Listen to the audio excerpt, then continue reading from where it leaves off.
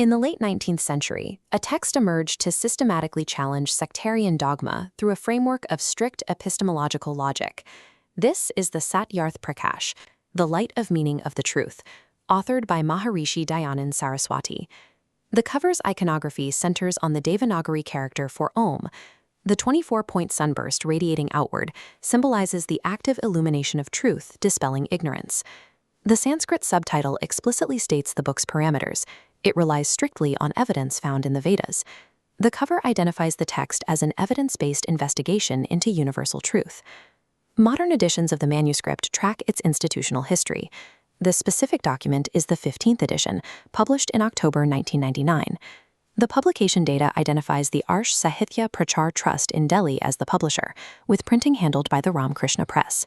The page carries specific chronological markers across three systems: Dayanandabad 116, Vikram Samvat 2056, and Srishti Samvat 1,096,085,101. The mandated price of 40 rupees indicates an intent for mass accessibility and wide distribution. These markers demonstrate how the text has transitioned from an 1875 manuscript into a chronologically tracked and widely distributed publication. The 1999 Prakashakya, the publisher's note, declares a mission to print Maharshi Dayanand's works in their original, unadulterated form. The note records a specific production figure of 1,036,000 total copies, documenting the industrial scale of the Trust's activities. The publisher explicitly rejects proxep, or interpolations, refusing to include unauthorized footnotes or chapter modifications introduced by external scholars.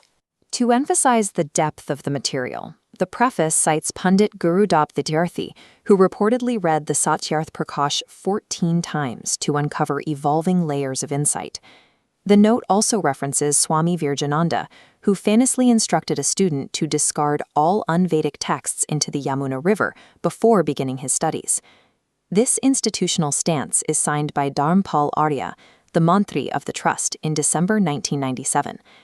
This modern preface acts as an editorial barrier, preserving the original text against modifications from rival sects.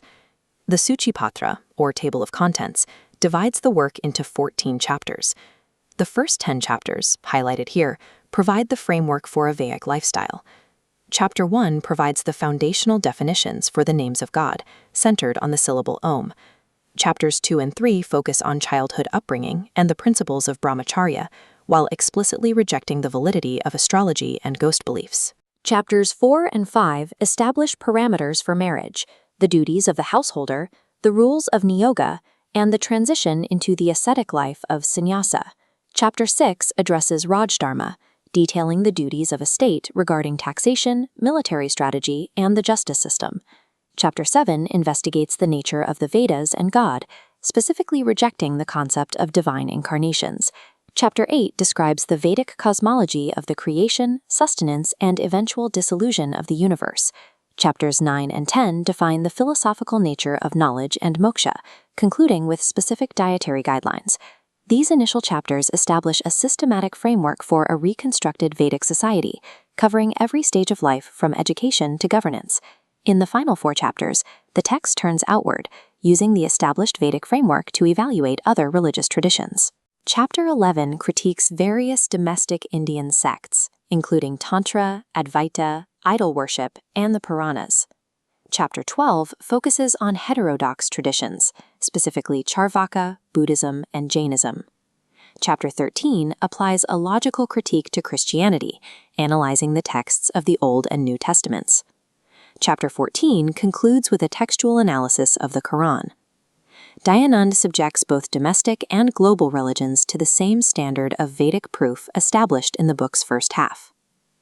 The 1882 Nivedan, the publisher's note from the second edition, was written by Munshi Samarth Dan of the Vedic Yantralaya. In this note, the printer warns readers that the Quranic citations in Chapter 14 may contain numbering errors due to a rushed printing schedule. Maharshi Dayanand's own Bhumika, or preface, explains the necessity of this revised edition. Dayanand notes that his native Gujarati and Sanskrit background resulted in flawed Hindi syntax in the first edition, which he corrected for this version. He lists his primary sources for the critique of Jainism, including the 4 Mool Sutras, 11 Angas, and 12 Upangas, documenting his textual methodology. The preface is signed by Dayanand in Udaipur in Samvat 1939. By acknowledging his own linguistic limitations, Dayanand emphasizes a commitment to methodological clarity over the preservation of his initial draft. The Satyarth Prakash provides a comprehensive and rigorously logical framework for systematically evaluating all of our human belief systems. Dayanand's methodology applies the same critical standard to foreign Abrahamic texts that he applies to native Indian traditions. This approach uses Vedic logic as a singular metric, evaluating all sects without granting special exceptions. The documented lineage of publisher notes from 1882 to 1999 tracks a century of effort to preserve the author's original intent. As stated in the preface, the primary objective is to lead the reader toward an objective understanding of truth by removing sectarian bias. The anatomy of this document reveals a text engineered to force a direct confrontation with a singular rational standard of universal truth.